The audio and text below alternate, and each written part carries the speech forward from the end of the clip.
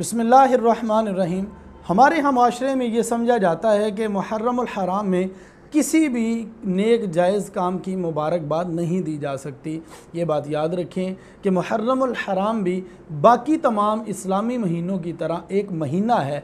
जिस तरह बाकी तमाम महीनों में किसी की शादी होने पर या हज करने पर या उम्रा करने पर मुबारकबाद दी जा सकती है, तो मुहर्रमुल हराम में भी मुबारकबाद देना जायज़ है। अगर इस चीज़ को बुनियाद बनाया जाए कि हज़रत सैयदना इमाम हुसैन रज़ियल्लाहु ताला अन्हु की आपके खानवादे समेत शहादत का वाक़या मुहर्रमुल हराम शरीफ में पेश आया, तो इस वजह से मुबारक नहीं दी जा सकती, तो फिर इस बात को ज़हन नशीन कर लें कि रबीउल अव्वल शरीफ में नबी करीम अलैहिस्सलातु वस्सलाम दुनिया से पर्दा फरमा गए। सहाबाए किराम अलैहिम रिदवान के लिए इससे बड़ा सानहा ना उनकी ज़िंदगी में पहले कभी आया ना बाद में आया। तो जब रबीउल अव्वल शरीफ में मुबारक देना और इसी तरह दीगर तमाम महीने भी उठा के देखे जाएँ तो किसी न किसी मुबारक हस्ती की वफ़ात, किसी न किसी मुबारक और ज़ीशान हस्ती की शहादत का दिन और शहादत का महीना होता है। तो फिर सिर्फ मुहर्रमुल हराम ही में क्यों मुबारक देना जायज़ नहीं है और बाकी महीनों में मुबारक देना जायज़ है। तो इसलिए इस गलत फहमी से बाहर निकला जाए और इस महीने में भी अगर कोई नेक जायज़ काम करता है तो उसको मुबारक देने में हर्ज नहीं है।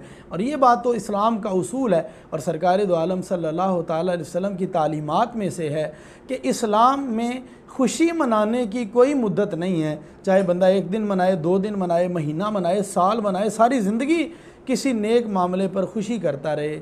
लेकिन इस्लाम में सोग मनाने पर यह वाज़ेह तौर पर फरमाया गया कि 3 दिन से ज़्यादा के लिए सोग जायज़ नहीं। हाँ, मगर उस औरत के लिए कि जिसका शोहर फोत हो गया, उसके लिए सोग के अयाम 4 माह 10 दिन के लिए हैं।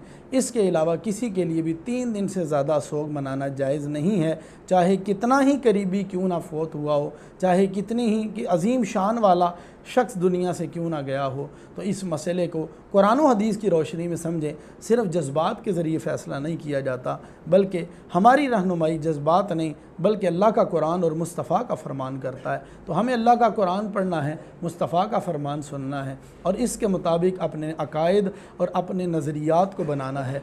अल्लाह ताला हमें कुरान और हदीस के साथ जुड़े रहने की तौफ़ीक़ अता फरमाए।